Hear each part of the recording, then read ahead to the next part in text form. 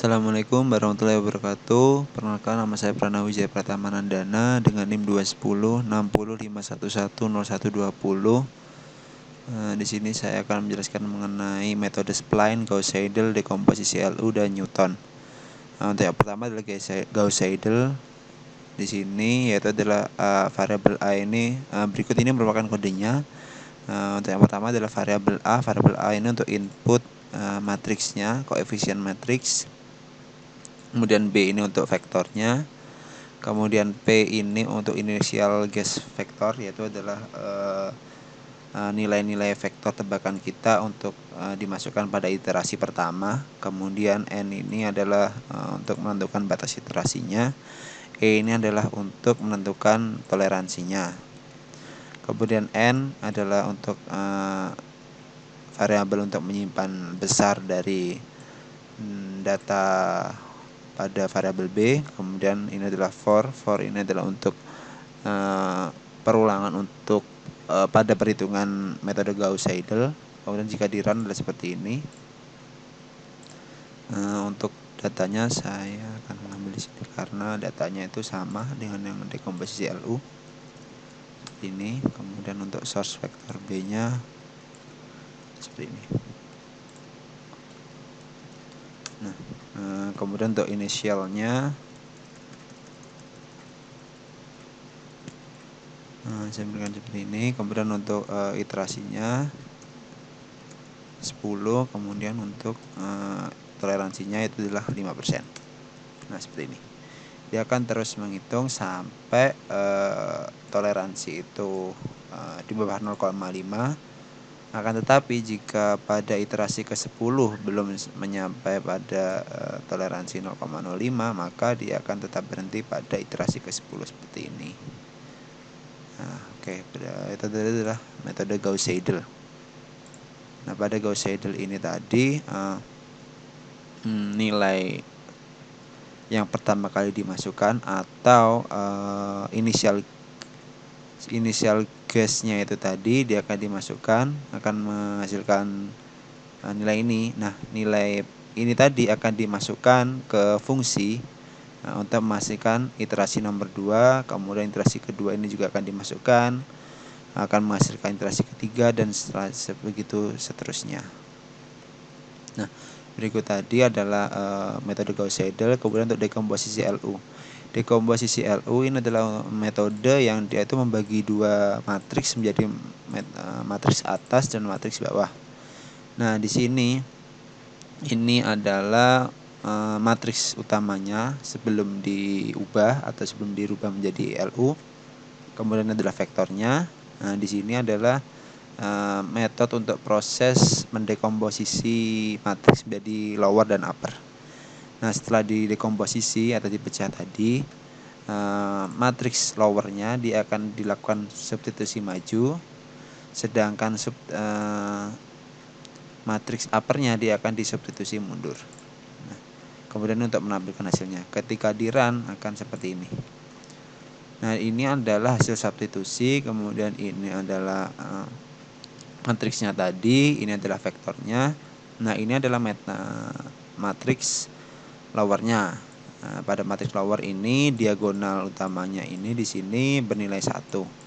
Kemudian yang segitiga atasnya ini, matriks segitiga atas dia akan bernilai 0.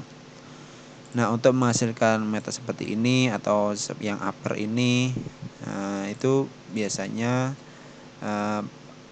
menggunakan pengurangan row. Itu adalah row 1 dengan row lainnya itu dikurangkan, atau row 1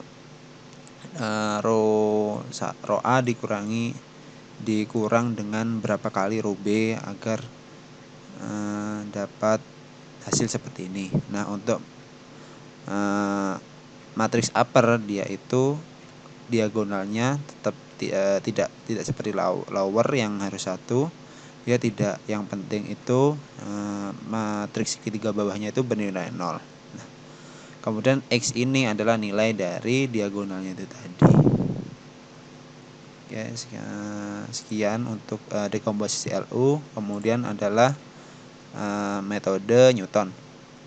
Metode Newton ini menggunakan interpolasi third order. Nah, pada third order ini maka dibutuhkan variabel B itu sampai 4 karena untuk rumusnya sendiri membutuhkan B sampai 4. Nah, untuk yang pertama ini adalah untuk inputnya sama seperti tadi, yang dekomposisi maupun Gauss. Yang T ini untuk titiknya, untuk titik tepatnya yang dicari. Kemudian ini untuk panjang data X. Ini adalah untuk B-nya, yaitu adalah untuk rumusnya yang nanti akan dimasukkan ke rumus. Ya, ini adalah pengkondisian if else pada T dan X pada L0 sampai L4, L3, L4 sampai L4 ini. Nah, di sini adalah pengkondisian untuk menghitung approximate, yaitu ada tiga kondisi. Ketika L0 itu lebih kecil dari L3, L3 itu lebih kecil dari L0, dan L1 lebih kecil dari L4, dan yang terakhir itu masuk ke else. Oke. Ketika di run akan seperti ini.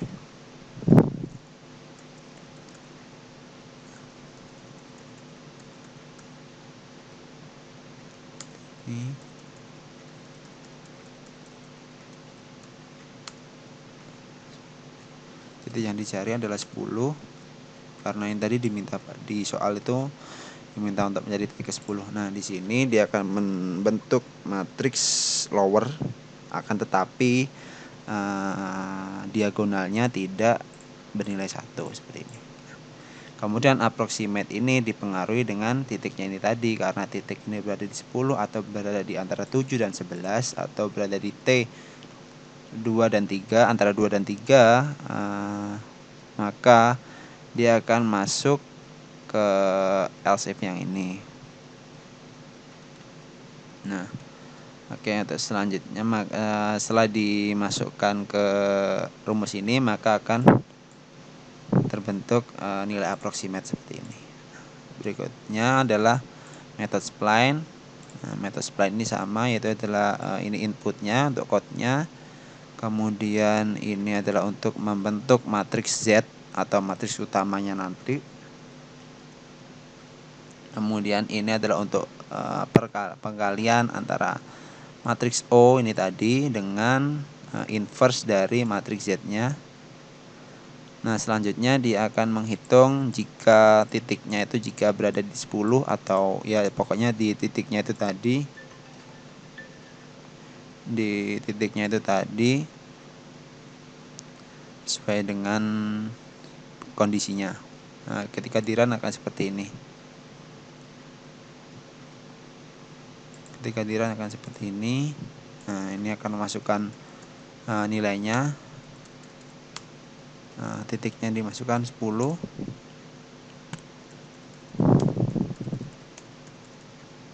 Nah, di sini ini adalah Z-nya tadi. Nah, nilai ini tadi dia akan disubstitusi ke X kuadrat X C. Di sini akhirnya ini X kuadrat, ini D plus X, D plus C. Nah, di sini 3 itu juga akan masuk ke rumus itu tadi, X kuadrat plus X plus C sampai yang ke belakang ini, jadi 1 3 itu ini, terus 37 itu ini, kemudian 7 11 itu ini, kemudian 11 19 itu ini sampai bawah. Nah, kemudian matriks O ini adalah matriks yang akan dikalikan dengan inverse dari Z. Nah, hasil dari perkaliannya itu tadi adalah ini. Ini adalah untuk 1 sampai 3, titik 1 sampai 3, ini 3 sampai 7, yang ini 7 sampai 11, yang ini 11 sampai 19. Nah, karena itu yang dicari adalah titik ke-10, maka dia akan masuk ke sini dan juga akan masuk ke kondisi yang ini karena berada di titik 3 dan 4 ini. 1 2 3 4, dia berada di 4 ini. Dia akan masuk ke ini yang J tadi itu dia akan masuk ke rumus ini dan akan menampilkan file yang ada di sini. Nah, hasilnya adalah seperti ini. Nah, itu tadi sekian penjelasan dari saya. Wassalamualaikum warahmatullahi wabarakatuh.